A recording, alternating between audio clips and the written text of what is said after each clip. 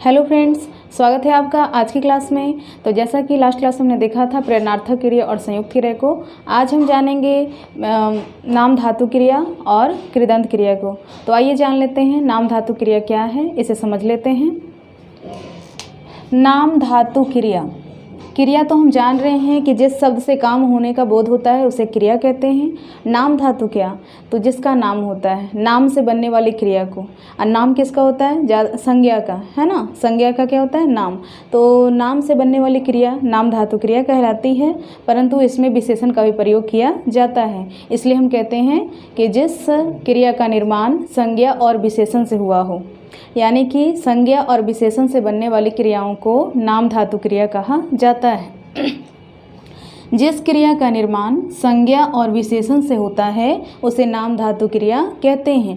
ज़्यादातर ये नाम धातु क्रिया संज्ञा से ही बने होते हैं, अधिकांशतः ये संज्ञा से ही बने होते हैं, इसीलिए इसको नाम धातु क्रिया कहते हैं। क्योंकि संज्ञा क्या है? नाम ही संज्ञा है, और नाम से बनने वाली क्रिया को ही नाम धातु क्रिया कहते हैं। तो ज़्यादातर जो नाम धातु क्रिया होती है वो संज्ञा से बनी होती है, परंतु कुछ ऐसी भी संज्ञाएँ हैं जो विशेषण से भी बनी कुछ ऐसी भी क्रियाएँ हैं जो विशेषण से ही बनी हुई हैं। तो आइए देख लेते हैं, इसे उदाहरण के द्वारा अच्छे से समझ लेते हैं। जैसा कि आप देख सकते हैं, संज्ञा से हम यहाँ पे जानने वाले हैं पहले कि संज्ञा से किस तरह से क्रिया बनता है। देखिए, हाथ शरीर के अंग का नाम है ना, हाथ, तो ये क्या है? संज्ञा है। अब हाथ से बन गया हथियाना, तो ये क्रिया है एक, हथियाना। किसी के वस्तु को हमने क्या किया? हथिया लिया। किसी का ज़मीन को हमने क्या किया? हथिया लिया। तो हथियाना भी काम है ना, इसलिए क्या है? क्रिया है। परंतु हथियाना किससे बना है? हाथ से, और हाथ क्या है? संज्ञा। तो इस समय जो हथियाना है वो हो जाएगा नाम धातु क्रिया। क्यों होगा? क्योंकि ये संज्ञा से बन रहा है ना। बात भी क्या है? संज्ञा। बात से क्या बन गया? बतियाना। अब देखिए, बतियाना भी एक काम है, बात करना। कोई क्या बोलते हैं? बतियाना बोलते हैं आपस में, कितना बतिया रही है। तो इस तरह से मगही में ज़्यादातर हम लोग बोलचाल की भाषा में यूज़ करते हैं। तो बतियाना भी क्या हो जाएगा? नाम धातु क्रिया, क्योंकि ये भी संज्ञा से बन रहा है। पानी, ये भी संज्ञा है, तो पानी से बन गया पनियाना। पनिया दिया है हमको, पनियाना मतलब तंग करना, है ना, तो पनियाना। या फिर देखिए, लाठी संज्ञा है, एक वस्तु का नाम। अब लाठी से क्या बन गया? लठियाना, इसका मतलब हुआ लाठी से पीटना। तो ये भी काम है ना, क्रिया है ना। तो आप देख सकते हैं पनियाना, लठियाना, हथियाना, बतियाना, ये जो ऐसे शब्द हैं, क्रिया है जो कि संज्ञा से बन रहा है, इसलिए क्या होगा? नाम धातु क्रिया।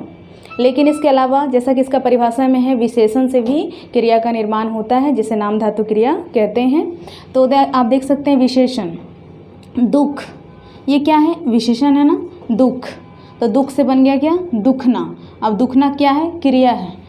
तो दुखना जो होगा वो विशेषण से बनने वाली क्रिया है, इसलिए ये क्या होगा? नाम धातु क्रिया। चिकना, रुखड़ा, आपको पता है विशेषण क्या है? आपको अगर नहीं पता है तो ये विशेषण के सभी टॉपिक या हिंदी व्याकरण के सभी टॉपिक शुरुआत से कराए जा रहे हैं, आप उसे देख लें। प्लेलिस्ट में सभी वीडियो अवेलेबल हैं। शुरुआत से एक सीरीज को आप देखें, ताकि हिंदी व्याकरण आपको पढ़ने में बहुत ही आसानी हो और आप अच्छे से समझ सकें। तो संज्ञा सर्वनाम की विशेषता बताने वाला शब्द विशेषण कहलाता है, और गुण, भाव, रूप, रंग, आकार, इन सभी के नाम क्या है? विशेषण ही है। तो आप देख सकते हैं चिकना, रुखड़ा, है ना, लंबा, चौड़ा, मोटा, पतला, ये सभी के सभी विशेषण है। तो चिकना से क्या बना? चिकनाना। तो चिकना से बना चिकनाना, चिकना विशेषण हुआ, और चिकनाना क्या हो गया? क्रिया। तो विशेषण से बनने वाली क्रिया भी किसके के अंतर्गत आएगी? नाम धातु क्रिया के अंतर्गत आएगी। धिक्कार से बन गया धिक्कारना। तो धिक्कार भी विशेषण है कि घृणा, है ना। तो ये भी क्या हो जाएगा? धिक्कारना, नाम धातु क्रिया, क्योंकि ये किससे बन रही है? विशेषण से। उद्धार करना किसी पे, कृपा कर देना किसी के ऊपर, तो ये भी एक विशेषण है। उद्धार से क्या बन गया? उद्धारना। तो ये सब जितने भी हैं वो विशेषण से बनने वाली क्रिया है, इसलिए सब के सब क्या होंगे? नाम धातु क्रिया। और एक बात और यहाँ पे नोट करने वाली ये है कि संज्ञा से बनने वाली क्रिया, जो भी क्रिया संज्ञा से बनेगी उसके अंत में याना लगेगा। क्या लगेगा? याना। और जो भी क्रिया विशेषण से बनेगी, विशेषण से, उसके अंत में क्या लगेगा? ना। तो आप जैसा कि देख सकते हैं, दुख में हमने ना जोड़ा तो दुखना, चिकना में हमने ना जोड़ा चिकनाना, धिक्कार में हमने ना जोड़ा धिक्कारना, उद्धार में हमने ना जोड़ा उद्धारना। तो ये सभी जो है वो विशेषण से बनने वाली क्रिया है, इसलिए इसके अंत में हमने क्या जोड़ा है? ना। और संज्ञा से बनने वाली क्रिया के अंत में याना याना याना याना, यानी कि संज्ञा से जो क्रिया बनती है उसके अंत में याना जुटा हुआ रहता है और विशेषण से जो क्रिया बनती है उसमें ना जुटा हुआ रहता है। तो ये था नाम धातु क्रिया। संज्ञा और विशेषण से बनने वाली क्रिया को ही नाम धातु क्रिया कहते हैं। संज्ञा से बनने वाली क्रिया के अंत में याना और विशेषण से बनने वाली क्रिया के अंत में ना जुटा हुआ रहता है।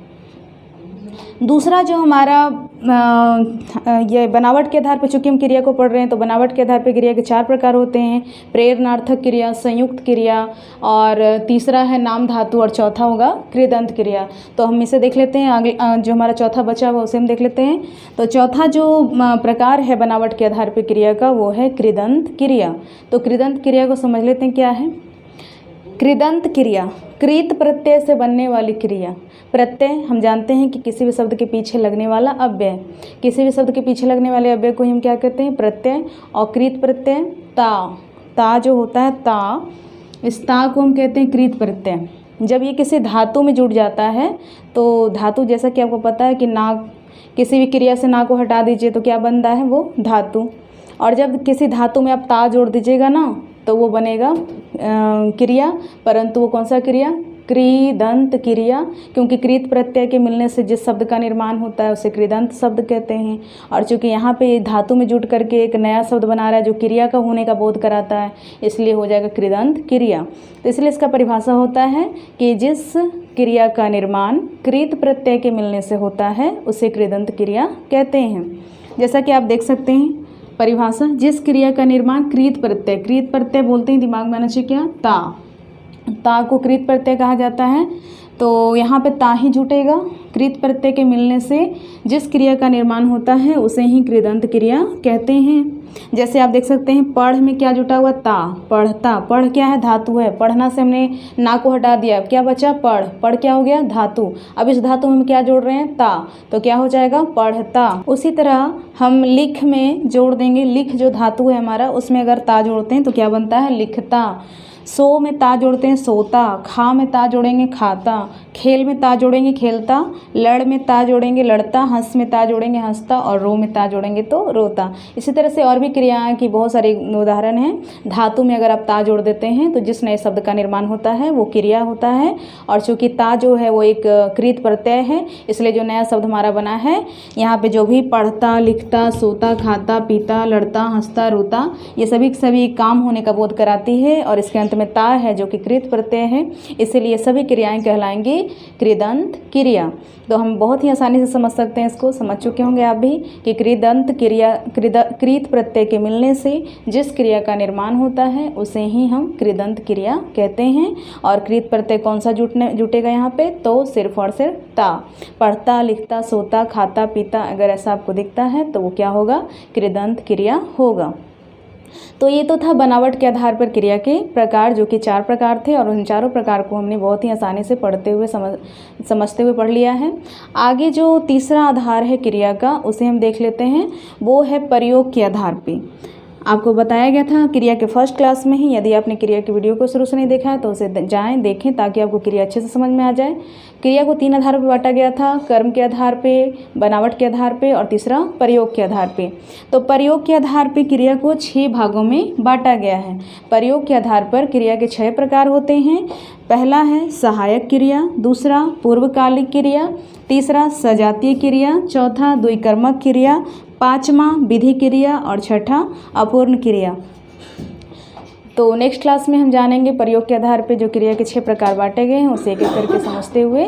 आज के लिए इतना ही। यदि आपको वीडियो अच्छी लगे तो लाइक शेयर सब्सक्राइब जरूर कर दें और कमेंट बॉक्स में जो प्रश्न दिया जाता है उसे आप बनाएं, डिस्क्रिप्शन में जो प्रश्न दिया जाता है उसे आप बनाएं और उसका आंसर कमेंट बॉक्स में ज़रूर दें।